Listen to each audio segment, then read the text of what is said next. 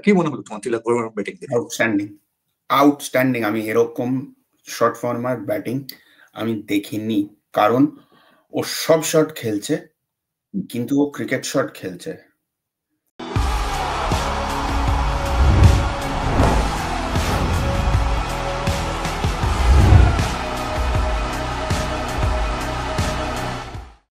নমস্কার, উইলের উইলে আবার আপনাদের সবাইকে স্বাগত। আজকে আবার আমাদের সঙ্গে রয়েছেন প্রাক্তন ক্রিকেটার এবং কোচ রাজশ্রী চৌধুরী। রাজদা, তোমাকে উইলের উইলে আবার স্বাগত জানাই। আচ্ছা, দুদিন আগে সৌদি আরবে হয়ে গেল আইপিএল এর নিলাম। আমি জানি তুমি সেটা দেখোনি, তুমি দেখেছো কিনা সেই প্রশ্নটা করাটাই আমার তোমার কাছে অবান্তর। কিন্তু আমি তোমাকে যেটা জিজ্ঞেস করবো প্রথমে, সেটা হচ্ছে তোমার খুব ফেভারিট প্লেয়ার এবার আইপিএল এ আনসোল্ড রয়ে গেল। আমার ফেভারিট জনি বেয়ারস্টো। চোখে দেখা যায় না, খুব ভালো হয়েছে, বিক্রি হয়নি, খুব ভালো হয়েছে। ব্যাটিংটা দেখার টর্চার। আচ্ছা, কোথায় তিলক বর্মার ব্যাটিং দেখবো, তার সাথে জনি বেয়ারস্টো, বেন ডাকেট, খুব খুশি আমি, ও দুটো পাইনি। চোখে দেখা যায় না ব্যাটিং। তিলক বর্মার ব্যাটিং তুমি হঠাৎ করে খুব ভালো প্রসঙ্গ তুলে নিয়ে আসলে। তুমি আমাকে ব্যক্তিগতভাবে ফোনে কয়েকদিন আগে কথাও হচ্ছিল তোমার সঙ্গে সাউথ আফ্রিকার দুটো ইনিংস দেখে। কি মনে হলো তোমার তিলক বর্মার ব্যাটিং দেখে? আউটস্ট্যান্ডিং। আমি এরকম শর্ট ফর্মার ব্যাটিং আমি দেখিনি, কারণ ও সব শট খেলছে, কিন্তু ও ক্রিকেট শট খেলছে। আচ্ছা, আর আমি অন্যভাবে বোঝাচ্ছি। দু টাইপের স্টুডেন্ট হয়, ঠিক আছে? দু টাইপের স্টুডেন্ট হয়।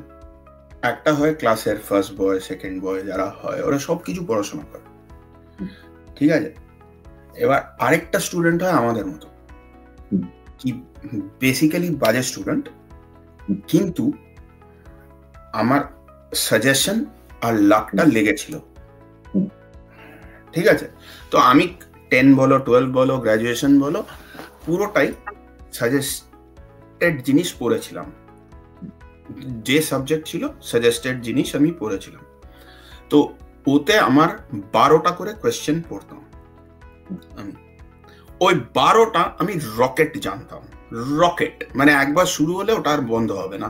ওই 12টা জানতাম আমি, যে কোনো টপিকে, যে সাবজেক্ট আমার করতে হয়েছে। ওই 12র বাইরে আমি কিচ্ছু জানতাম না, জিরো পুরো, ঠিক আছে? এই মেথডে আমি 3টে পাবলিক এক্সাম চালিয়ে দিয়েছি। আমার 2বার মুশকিল হয়েছিল। বিকমে একটা অনার্স ইকোনমিক্সের পেপারে মুশকিল হয়েছিল, কারণ যেভাবে স্প্লিটে কোয়েশ্চেন গুলো এসেছিল, একটা 1A জানি তো 1B জানি না, এরকম হয়ে গেছিল, ঠিক আছে? কিন্তু এছাড়া বোধহয় টোটাল আমার লাইফে 2টো পরীক্ষাতে মুশকিল হয়েছিল এটা নিয়ে। বাকি সব পরীক্ষাতে আমি বেরিয়ে গেছি। তো আমার যদি রিপোর্ট কার্ড কেউ দেখে তো বলবে ভালো স্টুডেন্ট ছিল, ঠিক আছে? কিন্তু আমি জানি আমি ছিলাম না, ঠিক আছে? কারণ আমার ওই কয়েকটা জিনিস আসার আছে। T20 batting similar. আজকে যখন সচিন ব্যাটিং করছে, কি ভিভ রিচার্ড ব্যাটিং করছে, হ্যাঁ, কি লারা ব্যাটিং করছিল, আর তারপরে আমি বলছি তিলক বর্মা ব্যাটিং করছে, ওরা সাজেশনের ওপর ব্যাটিং করেনি। ওরা পুরো বইয়ের আনসার রেডি ছিল ওদের জন্য, যেখানে দেবে ওখানে দেবে, ওখানে দেবে। কিন্তু যারা মেনলি টি20 ব্যাটিং করছে, ওরা 3টে কোয়েশ্চেনের জন্য রেডি হয়ে যাচ্ছে। ফিল্ডটা দেখে 3টে কোয়েশ্চেনের জন্য রেডি হয়ে থাকছে, তারপরে একটা ট্রিগার করছে, করে ঢুকে দাঁড়িয়ে আছে। এবার যদি ওখান থেকেই ছোট দেয়, বাইরে দেবে এদিকে, যদি মুখে পেয়ে যায় ওপরে দেবে, আর এদিকে বাইরে পেলে চেষ্টা দেবে। এই 3টে বলের মধ্যে না এলেই ওদের গল্প, কারণ ওরা প্রি মেডিটেটেড ক্রিকেট খেলছে। ওরা ক্রিকেটের থেকে বেশি ক্রিক বল খেলছে, a version of mixture of cricket and baseball. ওরা ক্রিকেট কম খেলছে। আমি যাদের নাম বলছি ওরা ক্রিকেট খেলছে।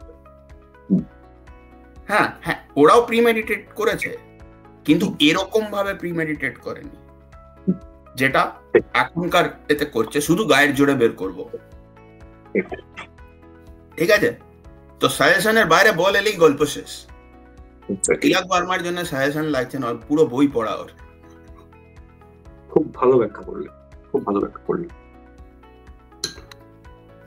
এবার আমি তোমাকে জিজ্ঞেস করি, এই আইপিএল নিয়ে এবং টি-20 ক্রিকেট নিয়ে, তার সঙ্গে আইপিএল অপশন জড়িত। বেশ কয়েক বছর আগে রবি শাস্ত্রী যে ভারতীয় ব্যাটসম্যান সম্পর্কে বলেছিলেন যে এ হচ্ছে ব্রায়ান লারা এবং সচিন তেন্ডুলকরের মিক্সচার, সেই পৃথ্বী শ ভারতীয় ক্রিকেটের মানে ভারতীয় দল থেকে তো বহু দূরে আজকে আইপিএলও আনসোল্ড হয়ে গেল। কি মনে হয় তোমার, মানে কারণটা কি মনে হয়? দেখো, বম্বের লোক বম্বের জুনিয়র প্লেয়ারদের নিয়ে সবসময় এরকম কথা বলে, ঠিক আছে? হ্যাঁ, পৃথ্বী শ আমি বলছি না বাজে প্লেয়ার, কিন্তু যে কম্প্যারিজনটা দিলে ওটা একটু you have to take it with a pinch of salt. হ্যাঁ, কিন্তু এর মধ্যে কয়েকটা জিনিস আছে। ফার্স্ট জিনিস হলো, ওই যে আন্ডার 19 টিমটা নিয়েছিল, তো ওটাতে কে কে ছিল? শুভমান গিল ছিল, পৃথ্বী শ ছিল, অভিষেক শর্মা ছিল, রায়ান পরাগ ছিল, আর্শদীপ ছিল। পাঁচটা ছেলে। ওটা দেখা ফার্স্ট জিনিস যেটা দেখা যায় হচ্ছে ইন্ডিয়া সিলেকশন কি talent ID is so good কি আন্ডার 19 থেকে পাঁচটা ছেলে ইন্ডিয়া খেলছে কিন্তু, ঠিক আছে? So that is the first part. Second part হলো মানে ইয়াং প্লেয়ারদের জন্য কি তুমি আগে থাকতে পারো রেসের, এটা না কি অন্যরা আগে আসবে না ইন টাইম, অন্যরাও ধরবে তোমায়। এবার তোমার এফর্টে যদি কম হয়ে যায়, সেটা weather it is for on the field or of the field, অন্যরা উইল ক্যাচ আপ। আর এখন যা টাকা এসে গেছে, এটাতে তোমাকে সারাক্ষণ অ্যাহেড অফ দ্য গেম থাকতে হবে। পৃথ্বী শর কি প্রবলেম আছে অন দ্য ফিল্ডে, অফ দ্য ফিল্ডে কি আছে আমি তো ডিটেলস বলতে পারবো না, বাট নিশ্চয়ই কিছু আছে যার জন্য এই অবস্থা হয়েছে। ওকে এটা তো কেউ বলতে পারবে না ও অপরচুনিটি পায়নি, ও প্রচুর খেলেছে। এবার একটাও টিম ওকে নিচ্ছে না। এবার একটুখানি বোম্বে থেকে বাংলায় চলে আসি।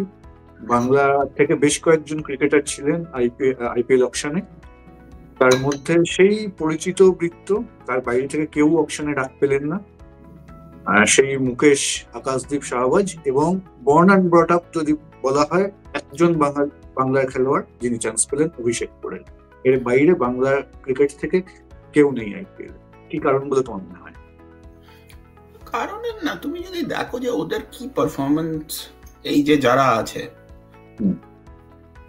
বাংলা আউটসাইড ইনসাইড নিয়ে কথাটা না, অভিষেক পোরেলও তো লোকাল ছেলে। এক্স্যাক্টলি। সো যারা দেখছে ওরা তোমার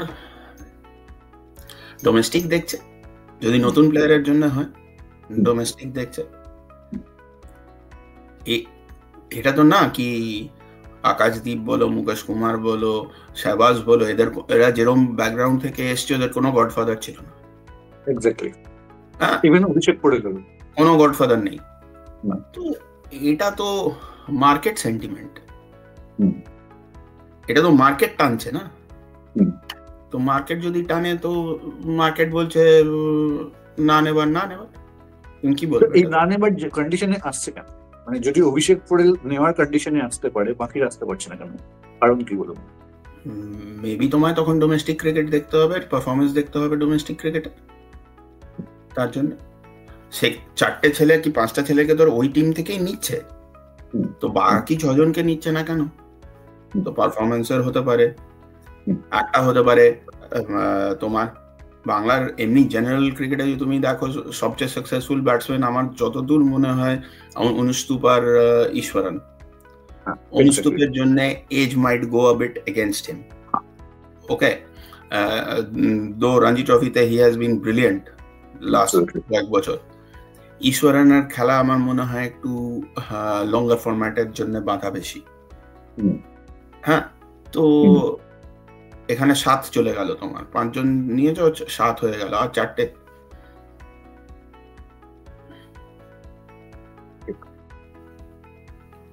যে একটা একটা এই আইপিএল নিয়ে আর একটা প্রশ্ন, এটা তো বেশ বিতর্ক ঘুরে চারপাশে। এটা হচ্ছে কেকেআর বাংলার খেলোয়াড় বা বাঙালি খেলোয়াড় খেলায় না। এটা সম্পর্কে তোমার মতামত কি? দেখো, আমি এই পার্সোনালি বাঙালি অবাঙালি এটার মধ্যে I am not first in this. যে খেলতে পারে, তার কি জাত, কি কালার, এক্স্যাক্টলি। কি ভাষা, আই এম নট বদার্ড। ও খেলতে পারে কিনা, that is the main thing. ওটা তুমি তাহলে এটাই বলছো কি, মানে বাকি যে পোর্শনটা পড়ে থাকছে তারা ডিজার্ভ করছে না প্লেস, সেটা আইপিএল এ যেখান মার্কেট থেকেই বলছে দেখতে ওরা পাবে। ডিজার্ভ করছে না, আমি বলছি না। অকশন মার্কেট বলছে ওরা ডিজার্ভ করছে না, তাই তো? এটা আমি বলছি না, তুই বলছিস না। মার্কেট ফোর্স অপারেট করছে তো এটাতে। একদম। মার্কেট ফোর্স বলছে এটা ও বাকিরা করছে না। আমি তুই বলার তো কেউ না। না, এক্স্যাক্টলি।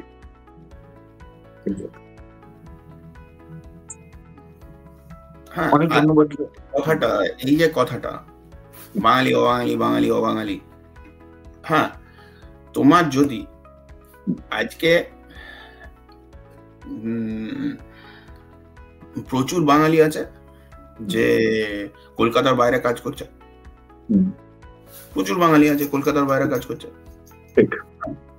এখন কি প্রত্যেক স্টেট বলে দেবে কি শুধু লোকাল কাজ পাবে? তাহলে কি হবে? ক্রিকেট খেলাটা কি? ক্রিকেট খেলাটা হলো, আমি যদি ক্রিকেটার হই, এটা আমার প্রফেশন তো। অবশ্যই। ওকে, আমার প্রফেশন। ইন্ডিয়ার ফান্ডামেন্টাল রাইটে I can work anywhere in India. Absolutely. Right.